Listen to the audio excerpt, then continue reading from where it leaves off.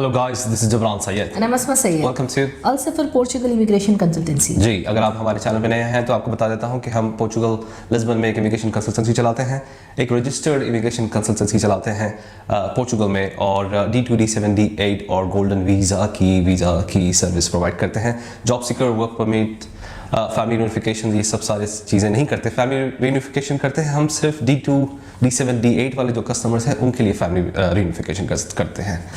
Existing customers के लिए जो यहाँ पे ऑलरेडी मौजूद है और जिसको कोर्ट केस वगैरह कराना है तो वो भी सर्विस हम प्रोवाइड करते हैं, नोटरी ट्रांसलेशन वगैरह ये सारी चीज़ें करते हैं।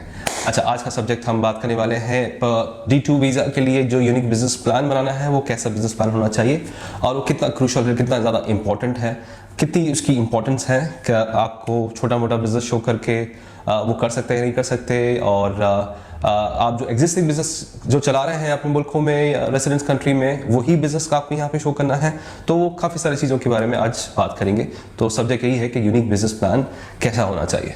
आगे बढ़ने से पहले अगर आप हमारे चैनल पे नए हैं तो don't forget to like, share and subscribe to our channel. ये वीडियो उन तक पहुंचाइए जो पोर्चुगल आना चाहते हैं, पोर्चुगल की इमिग्रेशन हासिल करना चाहते हैं। और अगर आपके कोई भी सवाल है, कोई भी आपके डाउट्स है, आप कमेंट करके हमें पूछ सकते हैं या फिर हमें ईमेल कर सकते हैं या व्हाट्सएप पे हमें कॉल कर सकते, मैसेज कर सकते हैं। अगर हमसे बात करनी है तो आप अपॉइंटमेंट लेकर हमसे डायरेक्टली बात भी कर सकते हैं। और एक कंसल्टेशन फीस एक्चुअली हम चार्ज करते हैं अगर आपको हमसे बात करनी है। बाकी एम्प्लॉयज़ से आपको चैट करनी है और थ्रू ईमेल आपको इन्फॉर्मेशन चाहिए तो वो कम्प्लीटली फ्री है, और ये वीडियो के थ्रू भी सारी इन्फॉर्मेशन फ्री मिलती है आपको। सिर्फ आपको हम दोनों से अगर बात करनी है पर्सनली D2, D7, D8 के बारे में, तो आपको एक छोटी सी कंसल्टेशन फीस पे करनी है और वो एक वन टाइम फीस है, और आप जब तक सेटिस्फाई ना हो आप उसको बार बार बुक कर सकते हैं, रीबुक कर सकते हैं। 15-15 मिनट की एक्चुअली स्लॉट होती है, लेकिन आपको और भी कुछ और वक्त के बाद, एक हफ्ते के बाद, 4 दिन के बाद, 2 दिन के बाद आपको फिर से बात करनी है, आप बात कर सकते हैं। You will become the business partner once you paid the consultation fees. So without any further due let's start the video. आगे बढ़ने से पहले और एक चीज़ आपको मैं बता देता हूँ कि हम एक्चुअली गए थे एक 15 दिन की यूरोप की ट्रिप पे, और स्पेन, फ्रांस, ये जर्मनी और ग्रीस वगैरह हमने कवर किया, इटली वगैरह भी कवर किया। तो उस पर हमने ये रियलाइज़ किया, मैं सिर्फ आप लोगों के लिए एक रेफरेंस के लिए बता रहा हूँ, एक्चुअली जो लोग पोर्चुगल आना चाह रहे हैं उन सभी कंट्रीज़ में जब पोर्चुगल हम आए तो वो पोर्चुगल में जो अपनाया था और पोर्चुगल में जो होम वाली एक जो फीलिंग आती है वो पोर्चुगल में ही है। तो ये मुल्क हम गए थे, ये 4-5 कंट्रीज हम गए थे, अच्छा है, खूबसूरत है, ठीक है, लेकिन उन सब में बेहतर हमें पोर्चुगल ही लगा, और ज़्यादा सेफ हमें पोर्चुगल ही लगता है, और लोग यहाँ के वेलकमिंग है और खुशमिजाज क़स्म के लोग हैं, और आपको एक अपनायत महसूस होती है। स्पेशली अगर आप ज़बान सीख जाते हैं जल्द से जल्द, जितनी जल्दी आप ज़बान सीख जाते हैं, तो अगर आपका इंट्रैक्शन हो रहा है पोर्चुगीज़ लोगों के साथ तो वो बहुत ही पसंद करते हैं आप अगर पोर्चुगीज़ लैंग्वेज में बात करते हैं। हाँ, इंग्लिश है, इंग्लिश चलती है, मैं तो ज़्यादातर यूज़ इंग्लिश ही करता हूँ क्योंकि मेरा काम ही रिलेटेड इंग्लिश, सारे इंग्लिश और उर्दू हिंदी स्पीकिंग कस्टमर्स हैं। सिर्फ लॉयर्स के साथ थोड़ी सी, लॉयर्स भी पूरे इंग्लिश ही बात करते हैं मेरे, जो पेरोल पे है हमारे 3 लॉयर्स, तो होती है बातचीत मेरी थोड़ी होती है। ये लोग और बच्चे ज़्यादा पोर्चुगीज़ बात करते हैं, लेकिन हाँ, वो मैं आपको बता रहा था कि पोर्चुगल वाकई में इन सभी कंट्रीज़ में when it comes to paper work, when it comes to safety, when it comes to desi community जो है वो यहाँ पे ज़्यादा बेहतर लगी मुझे। हाँ जी बिल्कुल, हाँ, पोर्चुगल में हम लोग इतने टाइम से है, लेकिन हमारा दिमाग में अभी यही चल रहा था कि हम यहाँ पर है इसलिए शायद हमको ये पसंद है, और बाकी कंट्रीज़ में हमने ज़्यादा टाइम स्पेंड नहीं किया था तो हमें उसका आइडिया नहीं है, शायद इसलिए हमें पसंद है। लेकिन जब हम वहाँ पर जाके आए तो जब पोर्चुगल वापस आए तो हमें यही लगा कि कंपेयर टू क्राउड भी यहाँ पर ज़्यादा क्राउडेड है। हाँ, काफ़ी टूरिस्ट, और मुझे लगता है कि घूमने फिरने के लिए काफ़ी सारे चीज़ें हैं यहाँ पे। यहाँ का वेदर सबसे ज़्यादा आइडल है। अगर हम GCC से है, अगर आप इंडियन पाकिस्तानी, बंगाली, नेपाली है, तो हमको ये वेदर बहुत ज़्यादा अच्छा लगता है। बाकी जो दूसरी कंट्रीज़ है वो काफ़ी ज़्यादा ग्रे वेदर है, तो काफ़ी मायूसी होती है अक्सर विंटर्स वगैरह में और मानसून के टाइम पे। तो यहाँ पे वैसा नहीं महसूस होता। बारिश होती है लेकिन ज़बरदस्त फिर धूप आ जाती है, ठंडी होती है लेकिन धूप रहती है, तो वो बहुत ज़्यादा खूबसूरत वेदर है। तो एक छोटी सी मैं बात आपको एक्चुअली बोलना चाह रहा था पोर्चुगल से related. Before coming to our subject, तो अब सब्जेक्ट पे जाते हैं।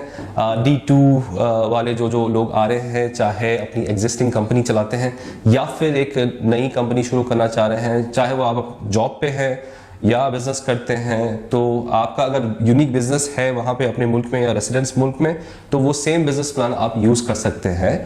और D2 की जो सबमिशन होती है VFS में, एम्बेसी में, आपकी कंट्री में, होम कंट्री में या रेसिडेंस कंट्री में, तो वो बिजनेस प्लान आप सबमिट कर सकते हैं कि भाई यही बिजनेस मैं शुरू करना चाह रहा हूँ। नहीं तो आपको एक यूनिक बिजनेस प्लान बनाना होगा, और यूनिक बिजनेस प्लान का मतलब ये नहीं है कि आप एक रेस्टोरेंट या कैफ़े या फिर एक मोबाइल की दुकान या रियल एस्टेट का छोटा मोटा काम आके यहाँ पे शुरू करेंगे, प्रॉपर्टी खरीदेंगे। ये यूनिक बिजनेस प्लान नहीं है, ये बहुत कॉमन है। या यहाँ पे आके गाड़ियाँ डालेंगे, टैक्सी में करेंगे। हाँ, कुछ ऐसा करिए कि एक नया ऐप ईजाद करिए, नया ऐप आप बनाइए। जो बोल्ट और ऊबर है उनकी कंपटीशन में आप एक नई कंपनी लेके आ रहे हैं, तो वो थोड़ा सा यूनिक हो जाएगा बिजनेस प्लान। मैं सिर्फ एक आइडिया के लिए बोल रहा हूँ। यहाँ पे आके मैंने इससे पहले ही बोला कि एक बड़े पैमाने पे एक गैस स्टेशन पे सर्विस सेंटर वगैरह डालिए, जहाँ पे एम्प्लॉयज़ हो, लोगों की गाड़ी वगैरह साफ़ कर रहे हैं। जो हमारे पास दुबई में, शारजाह में, अजमान में ये जो चीज़ चलती है वो यहाँ पे बिल्कुल भी नहीं है, और है तो बहुत कम है, और यहाँ पे जो है अपॉइंटमेंट्स नहीं मिलते उनके। तो डिटेल वॉशिंग वाली जो है ये सब चीज़ें कर सकते हैं। मैं एक सिर्फ आइडिया के लिए आपको बता रहा हूँ। तो ऐसे कुछ यूनिक बिजनेस प्लान्स लेके आपको सामने आना है। यस, जो कॉमनली यहाँ पर हर कोई करते हैं, तो उनके दिमाग में ऑलरेडी होता है कि अरे यहाँ पर 56 तरीके के रेस्टोरेंट्स है, या हर कोई बोल्ड ऊपर चला रहा है, या हर कोई मोबाइल शॉप या फिर सलून डाल रहा है। तो वो ऐसे बिजनेसेस जब आप बिजनेस प्लान में डालते हैं तो ये बहुत कॉमन होता है और रिजेक्शन के बहुत चांसेस हो जाते हैं। तो सबसे ज़्यादा डिपेंड करता है आपका केस स्ट्रांग होने में। बिजनेस प्लान आपको बहुत अच्छा बनाना है, यूनिक बनाना है, और ज़रूरी नहीं है कि आगे वो आपको करना है। अगर आप यहाँ पर आने के बाद अगर आप वो नहीं करना चाहते हैं और आप कुछ और करना चाहते हैं, तो आप वो भी कर सकते हैं। ये सिर्फ आपको बताने के लिए एक यूनिक प्लान बना के आपको बताना है। अप्रूव होने के बाद फिर आपकी जो मर्जी चाहे आप वो यहाँ पर आके बिजनेस कर सकते हैं। सही, यहाँ पे आने के बाद फिर आप जो आपने सबमिट किया था for the purpose of the visa approval, तो ज़रूरी नहीं है कि यहाँ पे आने के बाद फिर वही काम करें वो, क्योंकि वो यूनिक होगा तो 5-6 लाख, 1 लाख, 1 मिलियन तक वाला बिजनेस प्लान होगा वो, या जो भी है बड़ा अमाउंट का जो बिजनेस प्लान होगा, तो आप आके फिर नहीं कर सकते तो बहुत अच्छी बात है। इतनी इस्तिताअत अल्लाह ताला ने दी है आपको, इतने माशाल्लाह आपके पास सेविंग है, पैसे हैं, और आप अगर कर सकते हैं तो वेरी गुड। लेकिन वो लोगों के लिए जो कि एकदम जो बजट में चल रहे हैं, जैसे कि 10, 20, 30, 40, 50 हज़ार का अगर बजट है, हम लोग यही बोलते हैं D2 अगर आप कर रहे हैं तो at least you need to have 50 to 55,000 आपके पास होने चाहिए, तो आप D2 की तरफ प्रोसीड करें। मतलब मैं पूरी खर्चे की बात कर रहा हूँ, मैं कोई हमारी सर्विस की बात नहीं कर रहा हूँ। मैं पूरी जो कॉर्पोरेट बैंक अकाउंट में या फैमिली ला रहे हैं, तो फैमिली पर्सनल बैंक अकाउंट में जो एक अमाउंट बताना है आपको, सेविंग्स बताना है यहाँ के पोर्चुगल के बैंक अकाउंट में, और जो खर्चा है, ट्रेड लाइसेंस, ये मंथली रेंट, ये आने के बाद यहाँ पे फिट आउट वगैरह करना, ऑफिस लेना, पेपर वर्क, VFS, इंश्योरेंस, आईमा का अपॉइंटमेंट, ये सारी चीज़ों की बात कर रहा हूँ मैं। तो आपके पास अगर ये बजट है तो आप D2 पे जा सकते हैं, आराम से जा सकते हैं, फैमिली के साथ भी जा सकते हैं। और दूसरी एक अहम चीज़ है जो कि लोग मिस इन्फॉर्मेशन और गलत बयानी कर रहे हैं कि कॉर्पोरेट बैंक अकाउंट की ज़रूरत नहीं है D2 के लिए। D2 है ही कनेक्टेड कॉर्पोरेट बैंक अकाउंट के साथ। कॉर्पोरेट बैंक अकाउंट अगर आपका नहीं है, आपकी कंपनी खुल गई, तो कंपनी के नाम का एक कॉर्पोरेट बैंक अकाउंट बनता है, और वहाँ पे कैपिटल अमाउंट, जो भी अमाउंट आपने डिसाइड किया, चलो 40-50 हज़ार जो भी आपने डिसाइड किया, जो कि ट्रेड लाइसेंस के ऊपर लिखा हुआ है, वो अमाउंट कॉर्पोरेट बैंक अकाउंट में आना चाहिए। पर्सनल बैंक अकाउंट का कोई कनेक्शन नहीं है इसमें। पर्सनल आपके नाम का है XYZ, और जो आपका ट्रेड लाइसेंस है वो है ABC, तो दोनों का कोई कनेक्शन नहीं है। ऐसे कई सारे लोगों के केसेस रिजेक्ट हुए हैं, और हमने एग्जांपल भी बोला था, और लास्ट चैटिंग में लोग बात भी कर रहे हैं कि हम कोशिश कर लेंगे पर्सनल बैंक अकाउंट में आपकी करने के लिए। देखो, हम आपको इन्फॉर्मेशन दे रहे हैं और आपको हमसे सर्विस चाहिए तो यू आर मोस्ट वेलकम। लेकिन हम जब इन्फॉर्मेशन दे रहे हैं आपको, तो काफ़ी रिसर्च करने के बाद, और हम ऑन ग्राउंड, क्योंकि हम यही काम, हम इस पर एक्सपर्ट हैं, तो आपकी बेहतरी के लिए हम ये बात कह रहे हैं कि कॉर्पोरेट बैंक अकाउंट आपको बनाना है। यस, कॉर्पोरेट बैंक अकाउंट के लिए पोर्चुगल में बहुत टाइम लगता है, तो क्या कर सकते हैं, टाइम तो लगता ही है। D2, D7, D8 के लिए तो टाइम लगता ही है, तो you have to go through that, I mean you have to wait. अब वो है ही एम्बेसी का और यहाँ की आईमा का, और ये जो प्रोसेस है जो उसमें जो टाइम लगता है वो तो करना ही है। जो आपको रेंट्स पे करना है वो तो करना ही है, रिक्वायरमेंट है। अब रिक्वायरमेंट जब इमिग्रेशन अथॉरिटी ने, आईमा ने अगर आपको दी है तो you have to follow tick mark each and everything. तो उसको बाईपास करने की, देखिए ये जो फितरत है हमारी, जो देसी फितरत है, ये शॉर्टकट्स और कुछ और पहलू बताइए, कुछ और तरीका बताइए, कुछ और इसमें एक एडजस्ट करके हम करें। वो एडजस्ट और जुगाड़ू जो है ना, वो सारी चीज़ें आप अपने देशों में, अपने मुल्कों में छोड़ के आइए, यहाँ पे नहीं। यहाँ पे अभी काफ़ी स्ट्रेट फॉरवर्ड, स्पेशली ये जो नेशनलिटीज़ है बर सगीर के जो लोग हैं, जो इंडियन सब कॉन्टिनेंट के लोग हैं, इनकी फाइल्स को बहुत ही ज़्यादा स्ट्रिक्टली एनालाइज किया जाता है, और जो डिपार्टमेंट्स हैं उसको बहुत ज़्यादा तरीके से देखते हैं। आपके पासपोर्ट से लेके आपका निफ और आपका निस, आपका ट्रेड लाइसेंस, आपका प्रूफ ऑफ अकोमोडेशन, आपका बिजनेस प्लान, वो काफ़ी सारी चीज़ें। और वहाँ की, यहाँ पे बैंक अकाउंट खुलाने के लिए वहाँ के बैंक अकाउंट, बैंक स्टेटमेंट्स चाहिए। तो बहुत सारी चीज़ें हैं जिसको आपको फॉलो करना होता है। आप कोशिश ये करें कि आप वो स्टेप्स को फॉलो करें और शॉर्टकट्स के रास्तों में मत जाइए, लोगों की बातों में मत आइए, और थोड़े चंद पैसे बचाने के चक्कर में पैसा लग रहा है, 100% वेट करना है, इंतज़ार करना है, रेंट्स जा रहे हैं, आप आने से पहले हैं, अब वो है तो है, अब कुछ नहीं कर सकते। जब आपने डिसाइड कर लिया है कि D2 करना है, D7 करना है, D8 करना है, तो आपको इंतज़ार करना है। एक प्रोसेस है, वो प्रोसेस को आपको फॉलो करना है। तो इंशाल्लाह ताला ये सारे चीज़ें हैं, ये मैं बात बोलने के लिए आया था कि यूनिक बिजनेस प्लान बहुत ही ज़्यादा यूनिक होना चाहिए, बहुत स्ट्रॉन्ग बिजनेस प्लान होना चाहिए। दो चीज़ों से ही आपका वीज़ा रिजेक्ट होता है। एक तो आपका कैपिटल अमाउंट अगर छोटा मोटा है, और आप अगर बता नहीं रहे हैं, किसी ने मुझे बताया कि 5000 यूरो बताता हूँ कैपिटल अमाउंट। 5000 यूरो में तो यहाँ पे जो है वो आपकी मोबाइल की दुकान भी जो है नहीं खुलती।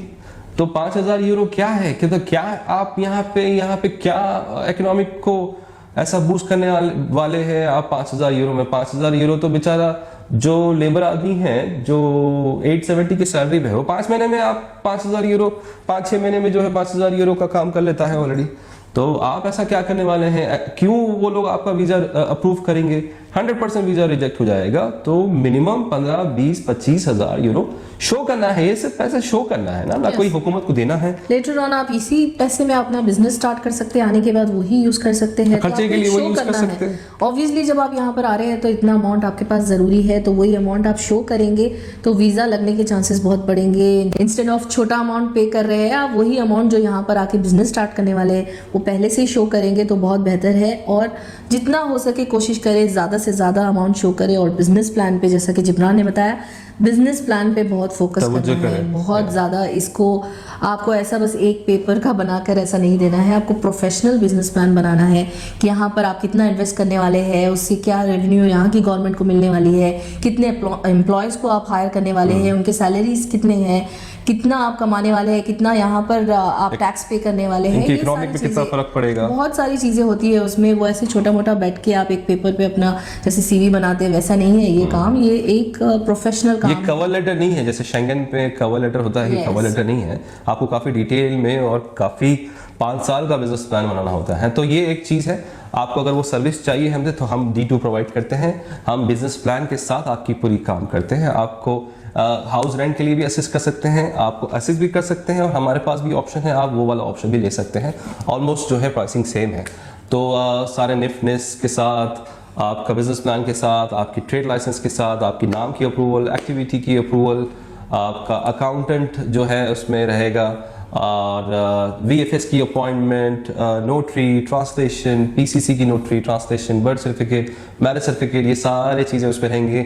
आईमा का अपॉइंटमेंट रहेगा उसमें, जो हम सर्विस प्रोवाइड करते हैं। तो आईमा जो जब जाना होगा, आपका जब अपॉइंटमेंट होगा यहाँ पे, तो वो अच्छा आईमा अपॉइंटमेंट लेने के साथ फिर हम the lawyer will accompany you to the IMA office, वहाँ पे फॉर्म वगैरह फिलअप करना, VFS में वहाँ के फॉर्म्स वगैरह फिलअप करना, हर चीज़ एक फाइल बना के आपको देना, आपको प्रिंट आउट लेना है। लेके आपकी फ़ाइल इंशाल्लाह जाके वहाँ पे अपनी बायोमेट्रिक कराना है, तो फिर वीज़ा मिलता है आपको 120 डेज़ का।